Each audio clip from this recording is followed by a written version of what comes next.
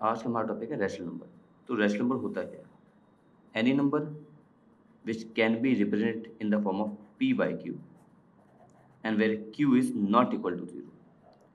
तो q 0 क्यों नहीं हो सकता? अगर 0 हो जाए तो क्या प्रॉब्लम है? देखते हैं से। मान लेते हैं कि हम 2 के नीचे 0 रखते हैं, तो क्या प्रॉब्लम आ जाएगी?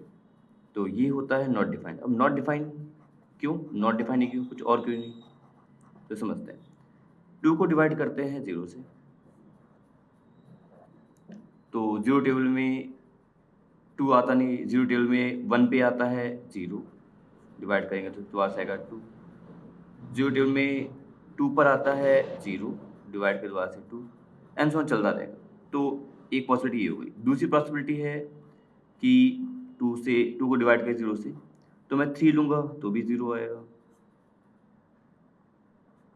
4 लूँगा तो भी 0 आएगा, एंड 5 लूँगा तो भी क्या आएगा? 0, एंड सो ऑन चलती रहेगी। तो इसका मतलब है कि आपका जो 2/0 है, उसके मल्टीपल इनफाइनाइट आंसर पॉसिबल है।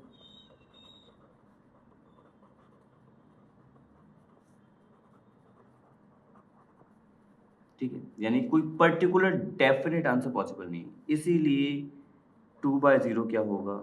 नॉट डिफाइंड होगा। इसी बात को दूसरा समझते हैं। मान लेते हैं कि मैं अगर 4 को 2 से डिवाइड करूंगा तो आंसर आता है 2। इसका मतलब है कि अगर मैं इस 2 और इस 2 को मल्टीप्लाई करूं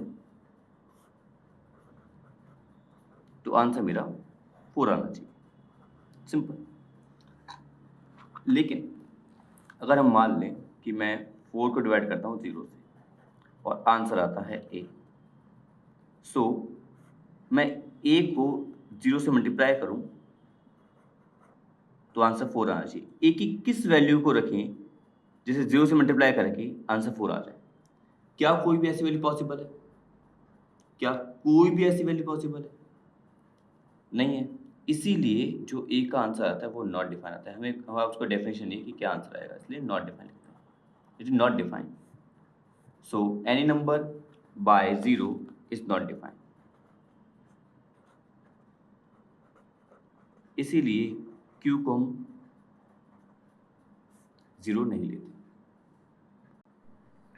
अगर किसी नंबर से 0 को डिवाइड किया जाए तो क्या होता है? तो 2 का टेबल बनाते हैं। 2 1 जा 2, 2 2 जा 4, 2 3 जा 6, एंड सो ऑन। सो 2 को 0 से मल्टीप्लाई करें तो कितना आएगा? 0।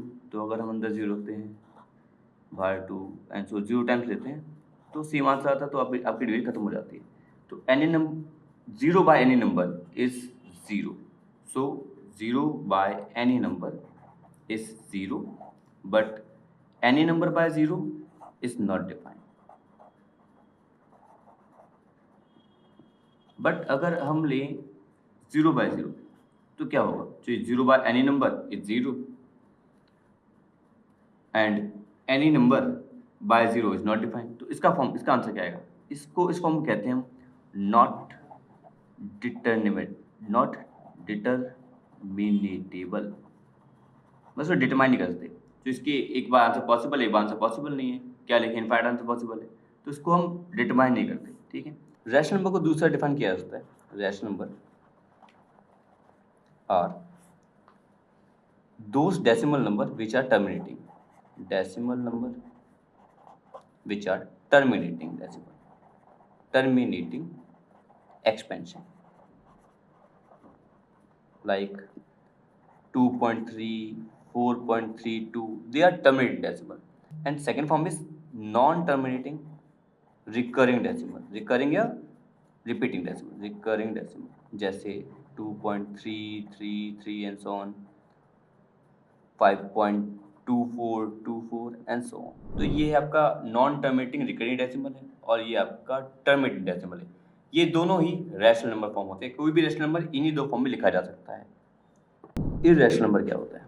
वो नंबर जो कि नॉन टर्मिनेटिंग है, मतलब जिनका डेसिमल एक्सपोनेंट टर्मिनेट नहीं हो रहा, नॉन टर्मिनेटिंग है। एंड नॉन रिकरिंग है, मतलब रिपीट भी नहीं हो रही, जैसे पाई, √2, √3, √5, इनका डेसिमल एक्सपेंस निकालेंगे तो वो टर्मिनेट भी नहीं होगा और रिपीट भी नहीं होगा। तो ये नंबर होते हैं इर्रेशनल नंबर। मैं आपको एक चीज़ क्लियर कर दूं कि अगर p/q की फॉर्म में कोई नंबर लिखा हुआ है और q 0 हो गया, q नॉट इक्वल 0 है, तो वो रैशनल होता है। लेकिन अगर q 0 हो जाए, अगर q 0 हो जाए तो इसका मतलब ये नहीं है कि वो इर्रेशनल है। इर्रेशनल नंबर वो होते हैं जिनका decimal expansion non terminating, non recurring होता है, जिनका p/q फॉर्म में कोई नंबर लिखा है और अगर q 0 हो जाए तो नॉट डिफाइंड आता है, ना कि इर्रेशनल। तो एग्जांपल्स देखते हैं, कुछ इर्रेशनल रैशनल नंबर के एग्जांपल्स देखते हैं। तो जैसे 1/2 लिया, तो 1 को 2 से डिवाइड करेंगे तो 0.5 आएगा, मतलब डेसिमल एक्सपेंस इसका क्या है, टर्मिनेट हो गया, तो ये आपका टर्मिनेटिंग डेसिमल है, मतलब रैशनल नंबर है।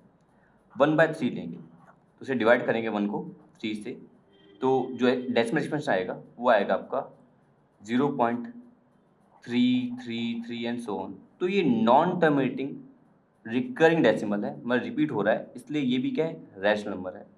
लेकिन अगर पाई को लेंगे तो पाई का डेसिमल एक्सपेंशन होता है 3.14159265 एंड सो ऑन, ये चलता रहेगा, रिपीट भी नहीं होगा और चलता ही जाएगा। ठीक है, इसमें कोई भी 3 पेयर्स और नंबर बार बार रिपीट नहीं होगी, तो ये आपका एक इर्रेशनल नंबर है। ठीक है, तो हमारा क्वेश्चन है कि 2 रैशनल बताने हैं और 2 रैशनल बताने बिटवीन 3 एंड 6, तो उसके मल्टीपल मेथड है। पहले रैशनल नंबर देखते हैं। तो अगर आपको 3 और 6 कोई भी 2 नंबर हैं, उनके बीच में रैशनल नंबर बताने हैं, तो सबसे आसान तरीका है, जितने नंबर निकालने हैं उससे एक ज़्यादा लीजिए, ठीक है, और ऊपर और नीचे मल्टीप्लाई कर दीजिए। तो ये 2 नंबर निकालें तो उससे एक ज़्यादा 3 हो गया, तो 3 से ऊपर और नीचे मल्टीप्लाई कर दीजिए, तो ये हो जाएगा आपका 9/3 और ये हो जाएगा 18/3। बस के जो नंबर वो लिख दीजिए, तो ये हो जाएगा आपका 10/3, 11/3, 12/3। ये नंबर आपके वो नंबर हैं जो रैशनल है और इन 2 नंबर के बीच में। ये फर्स्ट मेथड है आपका। सेकंड मेथड पे चलते हैं। अगर आपको 2 नंबर के बीच में, 2 रैशनल नंबर के बीच में और रैशनल नंबर निकालने हैं, तो सबसे अच्छा तरीका होता है, आप फाइंड कीजिए, मान लो आपको a और b के बीच में n नंबर्स निकालने हैं, तो उससे पहले आप निकालिए d, निकालिए। d होता है आपका b - a, और जितने नंबर निकालने हैं उससे एक ज़्यादा लीजिए, तो n+1, और ये हर नंबर में ऐड कर दीजिए, आपका आंसर आ जाएगा। सो इसको यूज़ करते हैं। तो करने के लिए d हमारे पास क्या नंबर है, हमारे 3 और 6 हैं, तो n है हमारे पास, नंबर कितने निकालने हैं, हमें 2 निकालने हैं, तो d निकालते हैं। d कितना हो जाएगा, d होगा आपका 6 - 3, और आपको नंबर निकालने हैं 3, तो उससे एक ज़्यादा लीजिए, तो 2 + 1 यानी कि 3/3 यानी कि 1। तो आप 1 ऐड कर दीजिए, आप 3 में 1 ऐड किया, 3 और 6 के बीच में नंबर निकालने हैं, तो 3 में 1 ऐड कीजिए 4, 3 में 1 और फिर 4 में 1 ऐड कीजिए 5, तो आपको 2 नंबर मिल गए जो कि 3 और 6 के बीच में है और रैशनल नंबर है। ये सेकंड मेथड है आपका। 3 और 6 के बीच में हमें इर्रेशनल नंबर निकालने हैं 2, तो उसके 2 मेथड हैं। पहला, 3 और 6 के बीच इर्रेशनल में निकालना, तो आप नंबर बना सकते हैं, जैसे 3.10, 100, 100, एंड सो ऑन। ये एक इर्रेशनल में हो जाएगा जो 3 और 6 के बीच में होगा। 4.20, 200, एंड सो, ये एनसीईआरटी मेथड है आपको। लेकिन ये हमें पता है ना कि ये नंबर रियलिटी में एग्जिस्ट करते नहीं करते। अगर आपको रियलिटी में नंबर निकालना है, सेकंड मेथड जो है उसमें आप क्या करिए, 3 का स्क्वायर कीजिए, वो 9 हो गया, और 6 का स्क्वायर कितना हो गया, 36। 3 का स्क्वायर 9, तो उसे ऐसे लिखते हैं, √9 लिख सकते हैं। 3 को हम √9 लिख सकते हैं, और 6 को हम लिख सकते हैं √36 लिख सकते हैं 6 को। तो बेसिक में अगर √9 और रूट 36 के बीच में इरेशनल नंबर निकालने हैं, ठीक है, तो अब निकालना बहुत आसान है। तो हम यहाँ लिख सकते हैं रूट 10 लिख सकते हैं, रूट 11 लिख सकते हैं, रूट 12 लिख सकते हैं, रूट 13 लिख सकते हैं, रूट 14 लिख सकते हैं, रूट 15, रूट 16 नहीं लिख सकते। क्यों? क्योंकि ये आपका आंसर रूट 16 क्या होता है, 4 हो जाए, रूट 16 आपका 4 हो जाएगा जो कि रैशनल नंबर है। तो आपको वो नंबर लिखने हैं जिनका जो रूट से बाहर नहीं आ सकते, मतलब जिनका स्क्वायर पॉसिबल नहीं है। स्क्वायर नंबर छोड़ के आप कोई भी नंबर लिखिए रूट के अंदर, वो सारे रैशनल नंबर इन दो नंबर के बीच में होंगे, ठीक है। तो ये आपका सेकंड मेथड। तो एक और क्वेश्चन लेते हैं जिसमें रैशनल नंबर निकालना है हमें 3/10 और 9/10। तो सिंपल सी बात है, 3 कम लिख सकते हैं, रूट 9/10 लिख सकते हैं, और 9 को लिख सकते हैं रूट 81/10। इनके पीछे जो नंबर हैं वो लिख देते हैं, ठीक है। नंबर कौन से बीच में आएगा आपका, रूट 10/10 आ जाएगा, रूट 11/10 आ जाएगा, रूट 15/10 आ जाएगा, रूट 31/10 आ जाएगा। वो सारे नंबर, ये सारे रैशनल नंबर इन दो नंबर के बीच में होंगे। तो ये आपका एक पर्टिकुलर अप्रोच है जिसके द्वारा आप इर्रेशनल नंबर फाइंड कर सकते हैं किन्हीं भी दो नंबर के बीच में।